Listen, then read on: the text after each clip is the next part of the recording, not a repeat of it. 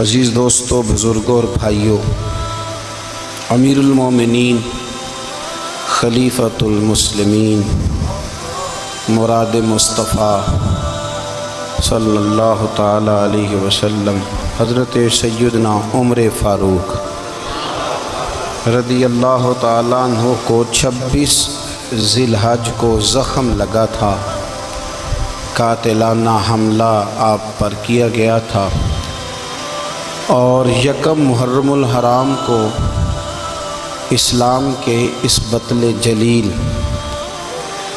اس قائد، اس leader اور دنیائے اسلام پر اپنی سیرت کے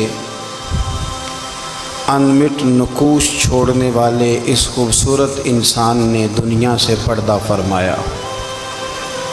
حضرت عمر فاروق رضی اللہ تعالیٰ عنہ ان لوگوں میں سے ہیں جو ابن الوقت نہیں ہوتے، ابو الوقت ہوتے، جو وقت کے مطابق نہیں بدلتے بلکہ وقت کو اپنے مطابق بدل دیا کرتے ہیں۔ یہ وہ لوگ تھے کہ دین ان کا اوڑھنا بچھونا تھا، ان کا چلنا پھرنا دین تھا، ان کا ہنسنا اور رونا دین تھا۔ انہیں علم الیقین سے لے کر عین الیقین تک ایک خاص مقام اللہ نے عطا کر دیا تھا، تو بس پھر یہ سمجھ گئے تھے کہ دین ہی زندگی ہے، دین ہی روح ہے، اور دین ہی ہماری اصل ہے۔ نبی کریم صلی اللہ تعالیٰ علیہ وسلم نے فرمایا کہ میں نے خواب دیکھا ہے، کچھ لوگوں کو میں نے قمیضیں پہنے ہوئے دیکھا، کچھ کی قمیضیں ناف تک تھیں، کچھ کی پیٹ تک تھیں، اور کچھ کی گھٹنوں تک تھیں۔ عمر، میں نے تمہیں بھی دیکھا ہے، تمہاری قمیض تو پیروں سے ٹکرا رہی تھی۔ تو حضرت عمر کہنے لگے، حضور خواب کوئی دیکھتا ہے، تعبیر کوئی بتاتا ہے، پر یہاں کمال یہ ہے کہ خواب بھی آپ نے بتایا ہے، تعبیر بھی آپ ہی بتائیں گے۔ حضور پھر بتا دیں اس خواب کی تعبیر کیا ہے؟ تو حضور نے فرمایا تعبیر یہ ہے کہ کسی کا دین ناف تک، کسی کا گھٹنوں تک، کسی کا پیٹ تک، اور عمر تو سارا ہی دین میں لپٹا ہوا ہے، تو سارا ہی دیندار ہے، سارا ہی۔ حضرت عمر فاروق رضی اللہ تعالیٰ عنہ آئیڈیل ہیں، ایک ہیرو ہیں۔ ان کی زندگی کے درجنوں پہلو ہیں، ہر سال ہم ایک پہلو بیان کر دیتے ہیں، کبھی عدل و انصاف پہ بات کر لیتے ہیں، کبھی نظام حکومت پر۔ ان کی زندگی کا ایک پہلو آج بھی ہماری گفتگو کا عنوان رہے گا، پر حضرت عمر کا مرتبہ اور مقام یہ ہے کہ نبی کریم علیہ السلام نے فرمایا کہ جبریل امین 950 سال میرے عمر کی شان بیان کریں تو عمر کی شان ختم نہیں ہوتی۔ 950 سال اگر حضرت جبریل بھی بیان کریں تو یہ مقام ہے سیدنا فاروق اعظم کا۔ اللہ تبارک و تعالیٰ نے جس طرح سارے نبیوں میں شان حضور کو عطا فرمائی، اسی طرح تمام نبیوں کے حواریوں میں سب سے زیادہ شان حضور کے غلاموں کو عطا فرمائی۔ قرآن مجید میں اللہ کریم نے فرمایا، یا ایھا الذین آمنوا قوا انفسکم واہلیکم نارا، فرمایا اے ایمان والو خود بھی جہنم کی آگ سے بچو اور اپنے گھر والوں کو بھی دوزخ کی آگ سے بچاؤ۔ خود بھی بچو اور اپنے گھر والوں کو بھی۔ ہماری ساری نصیحتیں باہر والوں کے لیے،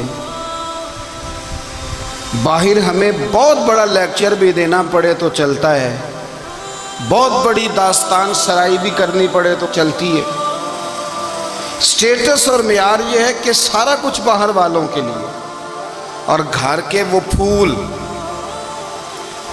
جن کی آبیاری بھی ہم نے کرنی تھی، کچھ جڑی بوٹیاں اور گائیں تو وہ کاٹنی بھی ہم نے خود تھی، دھوپ اور چھاؤں کا خیال بھی ہم نے رکھنا تھا، وہاں ہماری نظر نہیں ہوتی۔ پڑوسی کے بچے کیا کر رہے ہیں یہ سارا پتہ ہوتا ہے، اور میرے گھر میں کیا گل کھل رہے ہیں اس کی مجھے خبر نہیں ہوتی۔ حضرت عمر فاروق نے جب یہ آیت نازل ہوئی تو فوراً عرض کیا، یا رسول اللہ صلی اللہ علیہ وسلم اس کا کیا مطلب ہے کہ خود بھی دوزخ کی آگ سے بچو اور اپنے گھر والوں کو بھی بچاؤ؟ تو نبی کریم علیہ السلام نے فرمایا عمر اس کا مطلب یہ ہے کہ جن چیزوں کا اللہ رسول تمہیں حکم دیتے ہیں تم اپنے گھر والوں کو ان چیزوں کا حکم دو، اور جن چیزوں سے اللہ رسول تمہیں منع کرتے ہیں تم اپنے گھر والوں کو بھی ان چیزوں سے منع کرو۔ حضرت عمر فاروق کی زندگی میں جو چیز آپ کو بہت زیادہ ملے گی نا وہ یہ ہے کہ آپ نے جتنا کڑا احتساب محاسبہ باہر والوں کا کیا ہے نا اس سے زیادہ بڑھ کے اپنا اور اپنے گھر والوں کا کیا ہے۔ یہ بڑا عجیب معاملہ ہے کہ ہم جتنے لوگ ہیں ہمارا معیار یہ ہے کہ سامنے والا غلط ہے اور میں ٹھیک، یعنی دوسرے کا بچہ گلی میں نظر آ جائے تو اس کی غلطیاں نکلنی شروع ہو جائیں گی، اور میرا بچہ سارا شہر گھوم آئے ایک ٹائر پہ موٹر سائیکل پہ تو ہم کہتے ہیں کہ ابھی بچہ ہے، انشاءاللہ سیانا ہو جائے گا۔ اگر ابا جی آج تک سیانے نہیں ہوئے کہ اس کو سمجھا لیں تو پھر بیٹے کا سیانا ہونا تو ہو سکتا ہے کہ وہ 60-70 سال لگ ہی جائیں۔ گھر کے اندر جب تک توجہ نہیں ہوتی اور سب سے پہلے جب تک اپنی ذات پر توجہ نہیں ہوتی، میں کہا کرتا ہوں کہ باہر لیکچر چلتا ہے گھر میں عمل چلتا ہے، لیکچر باہر چلتا ہے گھر کے اندر عمل چلے گا۔ باہر تو آپ نے کہہ دیا نماز پڑھا کرو، ختم ہو گئی بات، لیکن گھر میں بچے نماز تب پڑھیں گے جب ان کے والد نماز پڑھیں گے۔ گھر میں کہہ دیا پردہ کرو، پر گھر میں بچیاں پردہ تب کریں گی جب ان کی اماں پردہ کرے گی۔ گھر کے اندر عمل چلتا ہے، باہر تو چلو بات بھی چل جاتی ہے۔ تو والد کا جب تک کردار بچے نہیں دیکھتے جب تک اتنی دیر تک ان کا تبدیل ہونا ممکن نہیں ہوتا۔ حضرت عمر فاروق رضی اللہ تعالیٰ عنہ نا باہر والوں کا بھی بڑا سخت حساب کرتے تھے۔ بڑا ایک گورنر صاحب نے لباس بڑا شاندار پہننا شروع کر دیا تھا تو حضرت عمر نے اتروا کے نا تو انہیں ٹاٹ کا لباس پہنا کے تو اونٹ چرانے کی ڈیوٹی دے دی تھی۔ اتنا سخت احتساب کرتے تھے۔ کسائی کی دکان پر بھی 1-2 گھنٹے کھڑے ہوتے تھے۔ جو آدمی مسلسل 2 دن گوشت خریدتا تھا نا فرماتے تھے اس کا ٹیکس بڑھا دو، لوگوں کو دال نہیں مل رہی اور یہ روز گوشت کھاتا ہے۔ حضرت فاروق اعظم اس کو جزیہ کہا جاتا تھا، یا کچھ اور معاملات ہوتے تو بڑھا دیتے تھے۔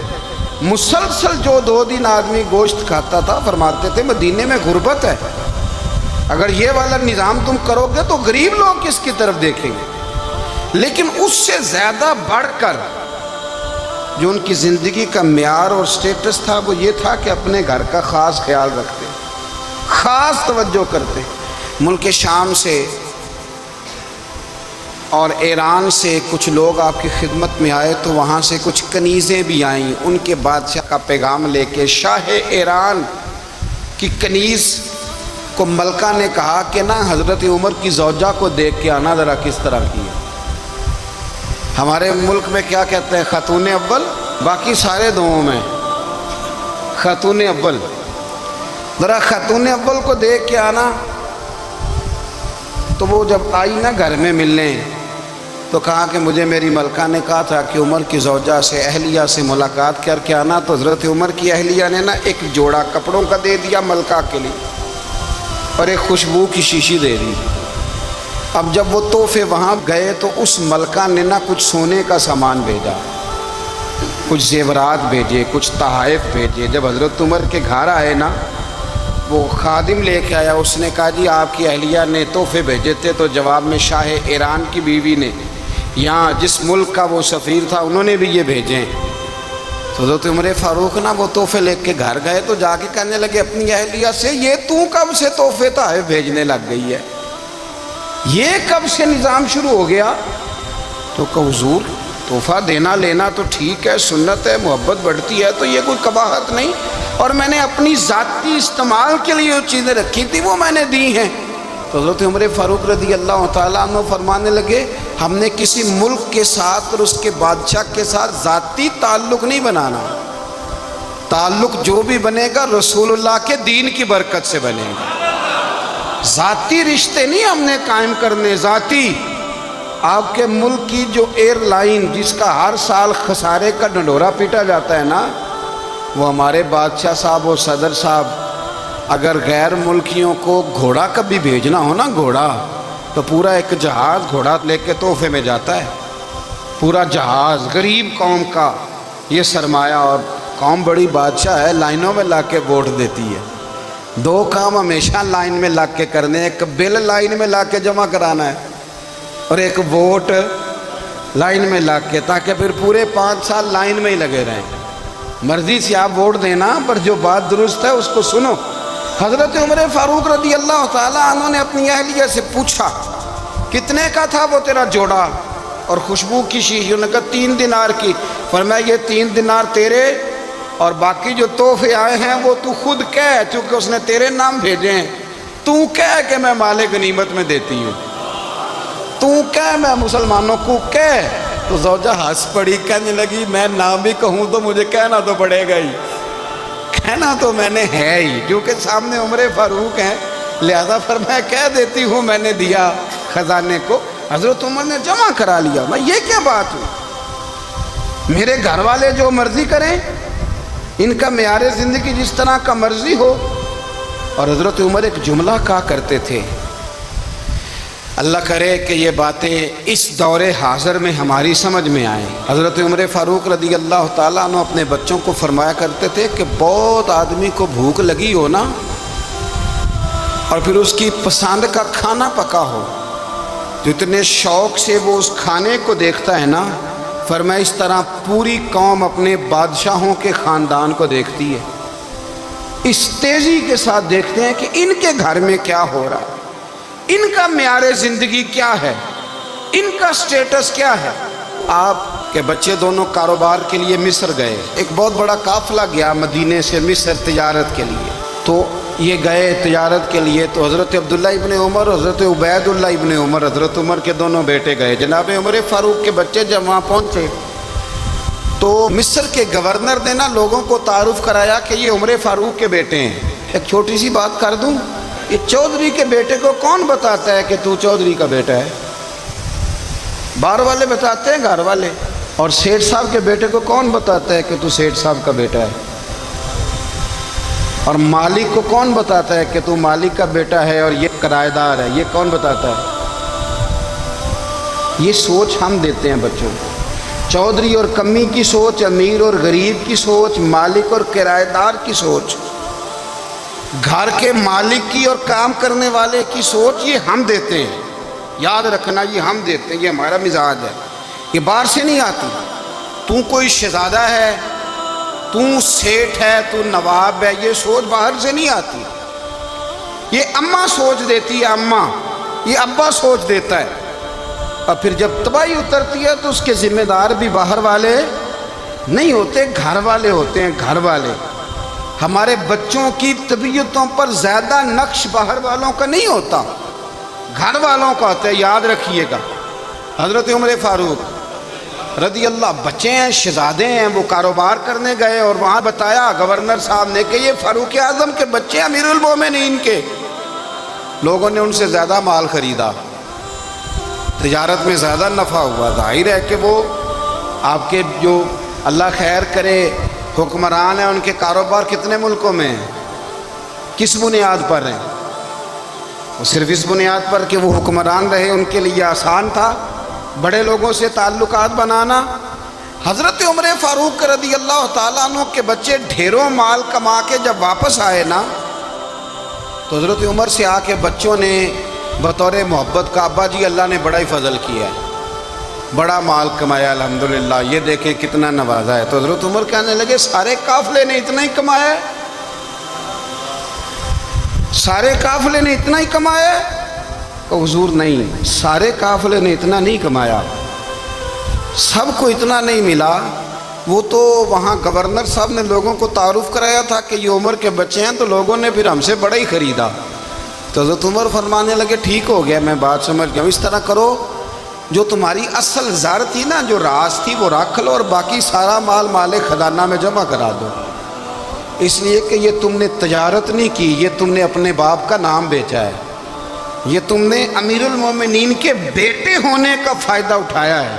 فرمایا یہ تمہارا نہیں حق، یہ مسلمانوں کا ہے، اس لیے کہ یہ مال تم نے محنت سے نہیں کمایا، یہ باپ کی کرسی کا فائدہ اٹھایا ہے. اور فرمایا اگر تم نے مال جمع نہ کرایا تو میں مال بھی لے لوں گا زبردستی اور کوڑے بھی ماروں گا، ڈبل سزا دوں گا. مرضی سے جمع کراؤ گے تو کوڑوں سے بچ جاؤ گے. بڑے بیٹے نے تو جمع کرا دیا تو چھوٹا تھوڑا پریشان ہوا. تو حضرت عبداللہ ابن عمر چھوٹے بھائی کا ماتھا چوم کے کہنے لگے بیٹے چپ کر کے جمع کرا، یہاں بھی فخر کر کے ہم عمر کے بیٹے ہیں اور قیامت میں بھی فخر کریں گے کہ ہم فاروق اعظم کے بیٹے ہیں. یہاں بھی ناز کریں گے اور وہاں بھی ناز کریں گے کہ عمر کے بچے ہیں. ہمارے باپ نے خود بھی حلال ہی کھایا ہے اور جب ہماری کمانے کی باری آئی ہے تو ہمیں حکم بھی حلال کھانے کا دیا. بھائی ہمارا مزاج نہیں. بچہ جب لے کے آتا ہے 2 لاکھ روپیہ تو کبھی پوچھا کہاں سے آیا ہے؟ جب وہ پہلے دن غلط دوستوں کے پاس جا کے بیٹھتا ہے تو کبھی نکالا ہے گھر سے اسے؟ یہ بہت سارے خمیازے ہمیں اس لیے بھگتنے پڑتے ہیں کہ ہم ابتدا میں سوراخ بند نہیں کرتے. جب اس میں شگاف پڑ جاتا ہے، سیلاب آتا ہے تو ہمیں ہوش آتی ہے. حضرت عمر نے اپنے گھر میں نگرانی رکھی، کڑی نگرانی. زیادہ نماز گھر میں پڑھتے تھے حضرت عمر، نفلی نمازیں زیادہ کیوں بھلا؟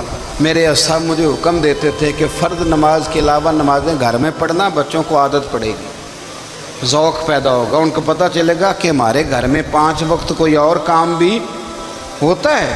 بھائی یاد رکھیں کہ آپ نے اگر سجدہ کرنا ہے تو بچہ لیٹ جائے گا، اسے پتہ کوئی نہیں سجدہ کیا ہے. لیکن جب گھر میں کبھی قرآن ابا جی کھول لینا، میں اکثر کہتا ہوں جب ابا جی کا موڈ بن جائے نا لیکچر دینے کا، وہ گھر میں شروع ہو جاتے ہیں، کہتے ہیں آپ لوگ نماز نہیں پڑھتے اس لیے میرے کاروبار میں برکت کوئی نہیں، تم سویرے قرآن پاک نہیں کھولتے تو میں تباہ ہو گیا. تو میاں آپ نے کب گھر میں قرآن پاک کھولا تھا؟ آپ نے کب نماز پڑھی؟ آپ نے کب گھر کے اندر اللہ رسول کا ذکر کیا تھا؟ آپ نے کب حدیث چھیڑی؟ آپ نے بھی تو گھر کے اندر جب بھی آپ آئے ہیں تو آپ نے وہی کچھ کیا جو دنیا دار کرتے ہیں. آپ بھی تو اپنا موبائل لے کے الگ کونے میں بیٹھ گئے. آپ نے بھی تو کہا ہے کہ اب تمہارے چینل ختم، اب میری مرضی والا چلے گا. تو جو آپ نے کیا ہے بچے بھی وہی کام کریں گے. آپ نے بھی گپ شپ لگائی ہے تو وہ بھی لگا رہے ہیں. یہ سمجھ لیں جو کام آپ کریں گے آپ اپنے بچوں کی سیرت میں اس کا جلوہ دیکھ لیں گے. بڑی پکی سی بات ہے کہ آپ کو بچے کی عادتیں دیکھ کے سمجھ آ جائے گی کہ میں بھی یہی کرتا تھا اور یہ بھی.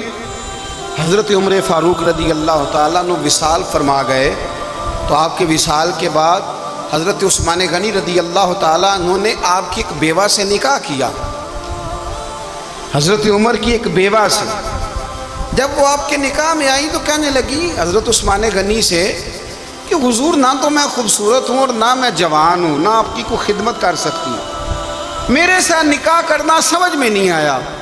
کیا شاندار جواب دیا حضرت عثمان غنی نے، کیا خوبصورت جواب دیا. فرمانے لگے میں نے اس لیے نکاح نہیں کیا کہ مجھے تمہارے حسن سے دلچسپی تھی یا تمہاری خدمت کی ضرورت تھی، میں نے تو اس لیے نکاح کیا ہے کہ مجھے بتاؤ عمر فاروق گھر کے اندر اپنے رب کی عبادت کس طرح کرتے تھے، وہ قرآن پاک کس طرح پڑھتے تھے، وہ رویا کیسے کرتے تھے، استغفار کا طریقہ کیا، کس وقت کس انداز میں وہ اپنے رب کو یاد کرتے تھے. اس لیے کہ عمر کئی دفعہ گھر سے آتا تھا تو میں اس کے چہرے پر نور دیکھا کرتا تھا، میں روشنی دیکھتا تھا، ایک معیار دیکھتا تھا. نکاح اس لیے کیا ہے کہ مجھے عمر کی جو گھر کے اندر کی عبادت ہے اس سے آگاہ کرو، تاکہ عثمان غنی بھی چاہتے ہیں اس طرح کے عمل کرو جس طرح کہ عمر فاروق کر کے گئے ہیں. بھائی جب تک ہم اپنے گھر میں وہ توجہ نہیں دیں گے، وہ مزاج دیکھیں نا، ہمارے گھروں میں جب نقشہ پاس ہوتا ہے تو ٹی وی لان بھی اس میں ہوتا ہے، ڈرائنگ روم بھی ہوتا ہے، نماز کی جگہ بھی ہوتی ہے نقشے میں. صحابہ جب گھر بناتے تھے تو ایک مسجد بیت کا نقشہ پاس کرتے تھے، ذہن میں رکھتے تھے کہ یہ کونا نماز کے لیے، وہاں جوتے لے کے کوئی نہیں جائے گا، وہاں نماز پڑھی جاتی تھی، عورتیں وہاں اعتکاف کرتی. ٹی وی لان تو آ گیا ہے اور گھر کے اندر ٹی وی رکھنے کے لیے تو ایک کمرہ الگ سے بنا دیا گیا ہے، اور اب جو نئے نقشے پاس ہو رہے ہیں اس کے اندر گھروں کے اندر جگہ بنائی گئی ہے جہاں کمپیوٹر رکھے جائیں اور بچوں کے لیے وائرنگ ہوگی نیچے تاکہ انہیں کوئی مشکل درپیش نہ ہو. یہ ساری چیزیں ہم نے نہانے کے لیے گھروں کے اندر اتنے بڑے واش روم بنائے ہیں کہ لگتا یہ ہے کہ سوائے نہانے کے اور کام ہی نہیں کوئی گھر میں ہوگا. ہر چیز آ گئی پر اللہ کرے کوئی تفسیر بھی ٹیبل پہ پڑی نظر آئے, کوئی حدیث کی کتاب بھی ٹیبل پہ پڑی نظر آئے. اللہ کرے کہ جس طرح ابا لطیفہ سن کے آتا ہے تو جب تک سنا نہ لے اسے ہضم نہیں ہوتا. اللہ کرے کہ وہ جمعے میں بیان سن کے جائے تو اس کا بھی دل کرے میں اپنے بچوں کو سناؤں. وہ نبی پاک کی کوئی حدیث کہیں سے سنے تو گھر جا کے سنائے. جب تک یہ معیار نہیں بنتا آپ کیسے توقع کرتے ہیں کہ گھر کے اندر اللہ کی رحمتیں نازل ہوں گی؟ آپ یہ کیسے توقع کرتے ہیں کہ گھر کے اندر وہ معیار اور وہ مزاج بنے گا؟ حضرت عمر فاروق نے ذاتی زندگی پر جو توجہ دی, گھر والوں کے معیار پر جو توجہ دی حضرت عمر فاروق رضی اللہ تعالیٰ عنہ نے, وہ بھی بڑی دیدنی ہے. حضرت ابو موسیٰ اشعری کو نا آپ نے وزیر خزانہ بنایا تھا, تو حضرت ابو موسیٰ اشعری کہتے ہیں کہ حضرت عمر کو شیخ خزانے میں رہنے تو دیتے نہیں تھے. تو ایک دن میں صفائی کر رہا تھا اس کمرے کی جس میں خزانہ رہتا تھا.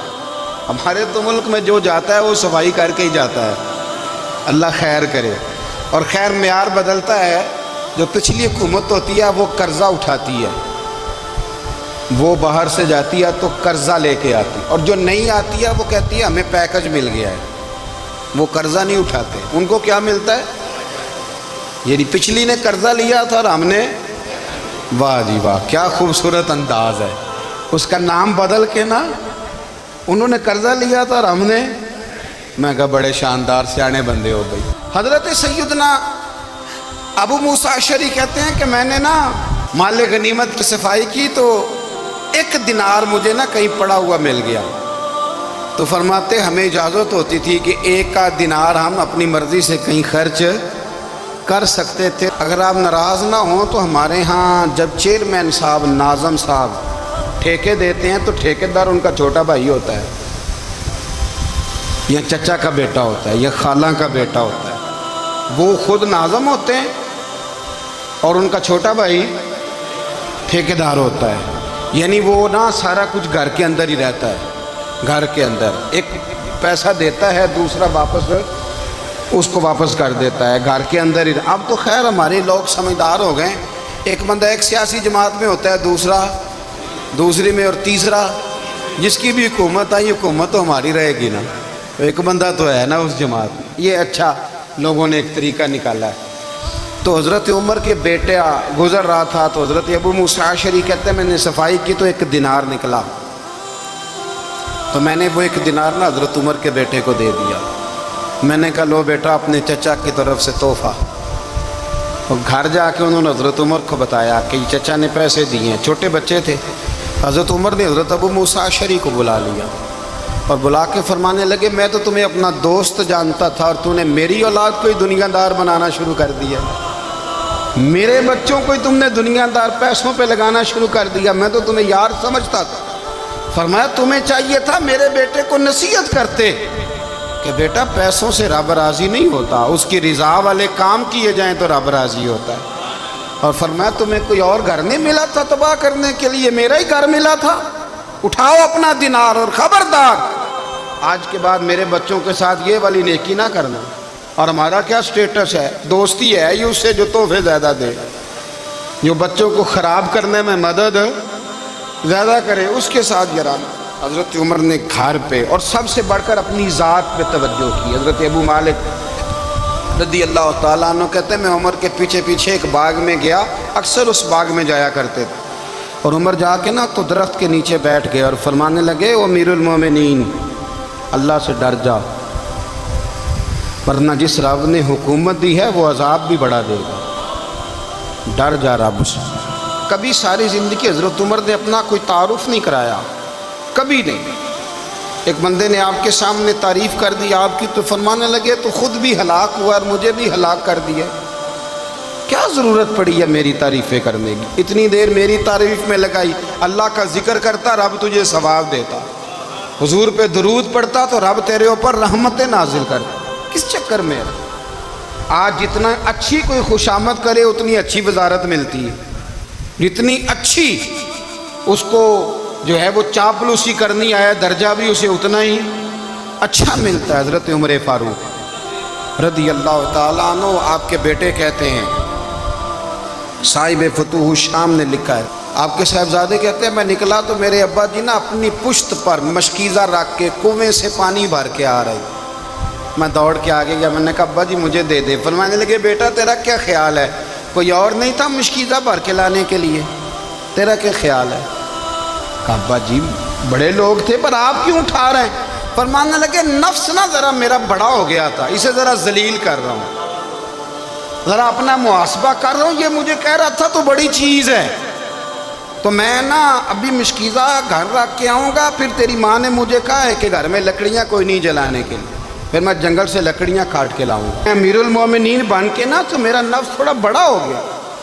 آپ یقین کریں ہمارا ہاضمہ خراب ہو جاتا ہے جب تک ہمارا تعارف صحیح نہ ہو، ہمارا تعارف ٹھیک نہ ہو، میں یہ ہوتا ہوں میں وہ ہوتا ہوں، چھوڑ مٹی دیں تے مٹی رہنا ہی، مٹی دیں تے مٹی دیں تے مٹی رہنا ہی، ایویں کادی بلے بلے اج مٹی دے اتے بندیا تے کل مٹی دے تھلے، مٹی دیں تے مٹی رہنا ہی، کادی بلے، مجھے پوچھ لو مجھے جان لو میرا نام لے لو، میں بھی آیا ہوں میں بھی ہوتا ہوں، میرا بھی یہ تذکرہ ہے۔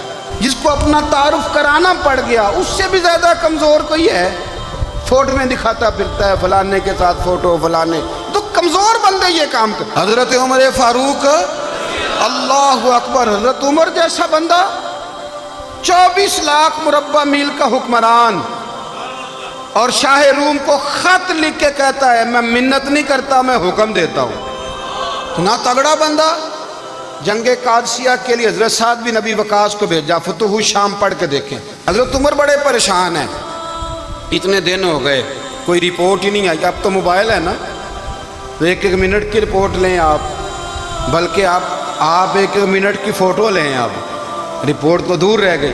حضرت عمر فاروق رضی اللہ تعالیٰ عنہ بڑے پریشان ہیں کہ قادسیہ میں حضرت سعد بن ابی وقاص کے ساتھ لوگ جہاد کرنے گئے، رپورٹ کوئی نہیں آ رہی، اتنے پریشان تھے کہ باہر نکل کے نا اس رستے پہ بیٹھ جاتے جو رستہ قادسیہ کی طرف سے آتا تھا، جو بھی آتا جاتا پوچھتے جنگ کے کیا حالات ہیں۔ ادھر جب اللہ نے فتح دے دی نا تو حضرت سعد بن ابی وقاص رضی اللہ تعالیٰ عنہ نے نا ایک قاصد کو خط دے کے بھیجا، کہنے لگے عمر کے پاس جاؤ، انہیں اطلاع دو کہ الحمدللہ اللہ نے اسلام کو فتح عطا کر دی۔ یہ حضرت عمر کو جا کے دینا، وہ بڑے پریشان ہوں گے۔ وہ جو اس زمانے میں اس طرح ہوتا تھا کہ کئی دور دور سے صحابہ جو دوسرے شہروں کے ملکوں کے رہنے والے ہوتے تھے وہ بھی آ کے شامل ہو جاتے تھے جہاد میں، کوئی ایک دفعہ مدینے آیا، کوئی 2 دفعہ آیا، پھر اپنے اپنے علاقوں میں احباب۔ بہت سارے لوگوں نے زیادہ دفعہ حضرت عمر کو دیکھا بھی نہیں تھا، وہ جو قاصد خط لے کے آیا تھا نا اس نے ایک آدھ دفعہ دیکھا تھا، حضرت عمر بوڑھے ہو گئے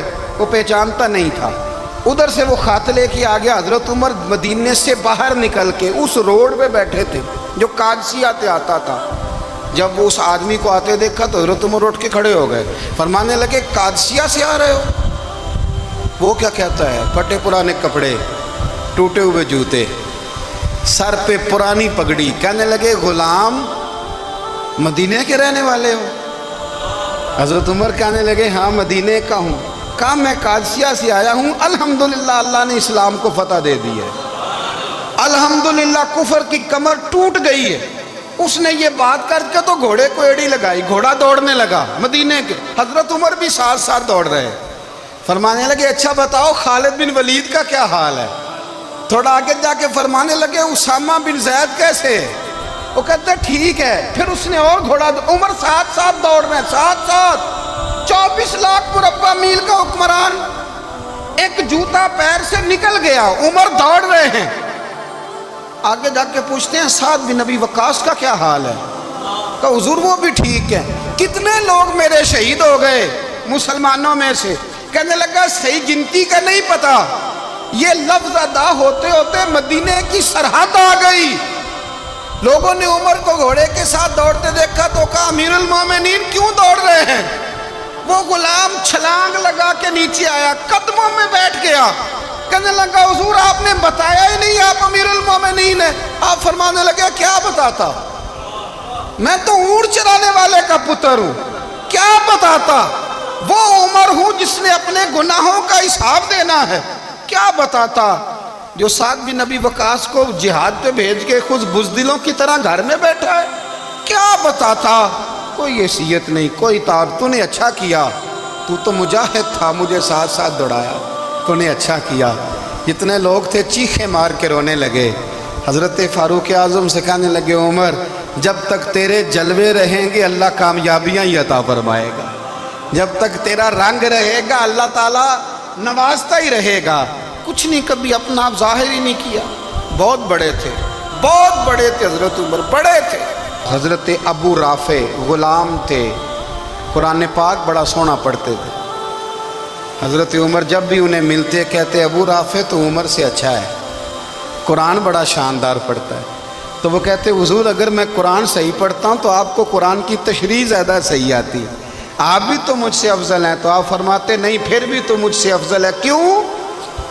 اس لیے کہ تو اپنے آقا کی نوکری بھی ٹھیک کرتا ہے اور رب کی عبادت بھی ٹھیک کرتا ہے، اور مجھے خالص صرف عبادت کرنی ہوتی ہے وہ بھی ٹھیک نہیں کر پاتا۔